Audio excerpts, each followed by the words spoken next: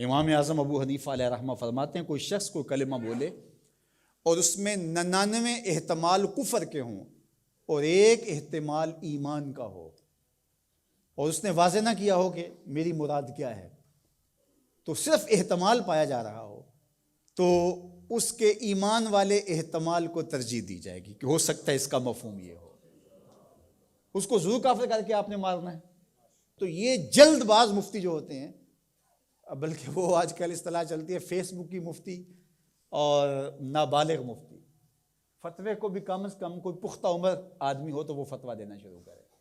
یہ اتنے جو ہے وہ جو فتویٰ دینا شروع کر دیتے ہیں، پھر ان کے فتوے کی مشین گن ایسے چلتی ہے کہ پھر کسی کو معافی نہیں کرتے۔ یہ بھی غلو ہے، یعنی صحیح فتوے کو بھی قبول نہ کرنا یہ بھی غلو ہے۔ اور دوسرا یہ ہے کہ بس تم فتویٰ دینے پہ تلو اور دیکھو نہ کہ وہ کیا کہہ رہا ہے اور ایک دم فتویٰ جڑ دو، تو یہ بھی غلو ہے۔ تو فتویٰ یہ شریعت اسلامیہ کا ضابطہ ہے، مفتی شریعت نے بٹھائے ہوئے ہیں۔ حضور کے زمانے میں اور حضور علیہ السلام کے بعد باقاعدہ صحابہ مسائل بیان کرتے تھے، فتویٰ دیا کرتے تھے، لیکن حضرت صدیق اکبر رضی اللہ تعالیٰ عنہ کا زمانہ آپ دیکھیے، آپ نے 7-8 لوگوں کے علاوہ کسی کو جو ہے وہ اجازت نہیں دی تھی کہ وہ فتویٰ دے۔ اور یہاں کوئی بندہ عرب سے آیا تو وہ جس سے بھی بات کرے نا تو وہ کوئی نہ کوئی مسئلہ بتا دیا جائے۔ ایک ان پڑھ سے بھی کوئی مسئلہ شریعت کا پوچھ لیں تو وہ بھی اس کے بارے میں کوئی نہ کوئی بتا دے گا۔ اور اسی طرح کوئی مرض ہو، وہ آج کل وہ کرونا وائرس چل رہا ہے نا، تو اس کے اتنے علاج آگے ہیں کہ ابھی تک جو دنیا کے ماہرین بیٹھے ہیں سر جوڑ کے، ان کو بھی نہیں پتا جو علاج یہاں موجود ہیں۔ کوئی کہتا ہے پیاز کھاؤ تو ختم ہو جائے گا، کوئی کہتا ہے فلاں چیز کھاؤ تو ختم ہو جائے گا۔ تو وہ کوئی بندہ عرب سے آیا یہاں، تو واپس جب گیا تو کہا کہ آپ وہاں گئے تھے بر صغیر میں، تو وہاں کے لوگوں کے حوال سناؤ، تو اس نے کہا کلو طبیب کلو مفتی، سارے کے سارے ڈاکٹر ہیں اور سارے مفتی ہیں۔ فتویٰ بھی ہر بندہ دیتا ہے اور ہر بندہ جو ہے وہ کوئی نہ کوئی نسخہ بھی بتا دیتا ہے۔ میں ایک دن لڑکوں کو بتا رہا تھا کہ میں شوگر کی وجہ سے، وہ ظاہر ہے یہ ایک ایسا مرض ہے کہ جو ظاہر ضرور ہو جاتا ہے، کہیں چائے ہو تو جی یا اس میں چینی نہ ڈالنا، یہ چیز نہ دینا، تو پتہ چل جاتا ہے شوگر ہے۔ میں نے کہا میرے پاس شوگر کے اتنے نسخے آ گئے ہیں کہ اگر میں چاہوں تو جو ہے وہ اس پر کئی جلدوں میں کتاب لکھی جا سکتی ہے۔ تو یہ نہیں ہے، یہ اسی کا حق ہے جو اللہ کے محبوب علیہ الصلوۃ والسلام نے صحابی سے فرمایا کہ جاؤ فلاں ڈاکٹر، اس زمانے کا طبیب تھا، فرمایا اس کے پاس جاؤ، وہ تمہیں کھجوریں دے گا۔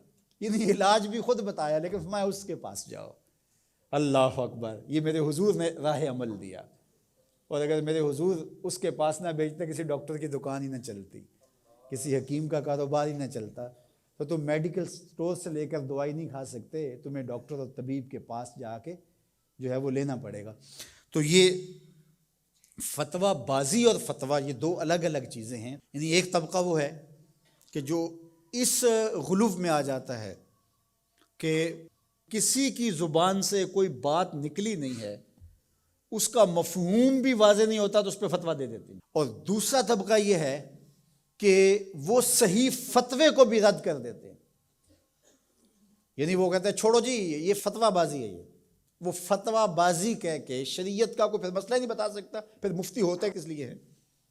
تو مفتی کا تو کام فتویٰ دینا ہے، جہاں غلطی ہوگی تو وہ بولے گا کہ یہ غلطی ہوئی ہے، اس کی اصلاح کی جائے۔ افراط و تفرید کے یہ دو راستے ہیں کہ کچھ لوگوں نے شریعت کو اتنا آسان لے لیا، اتنا سہل لے لیا کہ جو مرضی کرتے رہو، اور وہ کیا کہتے ہیں جی دین میں کوئی جبر نہیں ہے، اور آیت کیا پڑھتے ہیں لا اکراہ فی الدین، دین میں کوئی جبر نہیں، حالانکہ اس کا یہ مفہوم ہی نہیں ہے جو لوگ لے رہے ہیں۔ اس کا مفہوم یہ ہے، قرآن کی پوری آیت پڑھیں، لا اکراہ فی الدین قد تبین الرشد من الغی، کہ حق اور باطل واضح ہو گیا، یہ کفر ہے یہ اسلام ہے، تو جب واضح ہو گیا تو کوئی جبر نہیں، کوئی اسلام لانا چاہتا ہے تو لے آئے۔ بندوق رکھ کے کسی کی گردن پہ یا تلوار رکھ کے نہیں کہا جائے گا کہ تو کلمہ پڑھ ورنہ تجھے کاٹ دوں گا، یعنی جبرن کسی کو مسلمان نہیں کیا جائے گا۔ قد تبین الرشد من الغی، حق اور باطل کے راستے واضح ہو گئے۔ لیکن اس کا یہ مفہوم لوگوں نے لے لیا کہ دین میں کوئی جبر نہیں ہے، مطلب کیا کہ جو مرضی کرتا پھرے۔ میاں جب تم اسلام لے آئے ہو تو پھر اسلام کی پابندیاں تو تمہیں قبول کرنی پڑیں گی۔ تم کسی بھی ملک میں جاتے ہو تو اس کے قوانین کیا تم وہاں فالو نہیں کرتے ہو؟ اگر نہیں کرو گے تو چالان ہوگا یا نہیں ہوگا؟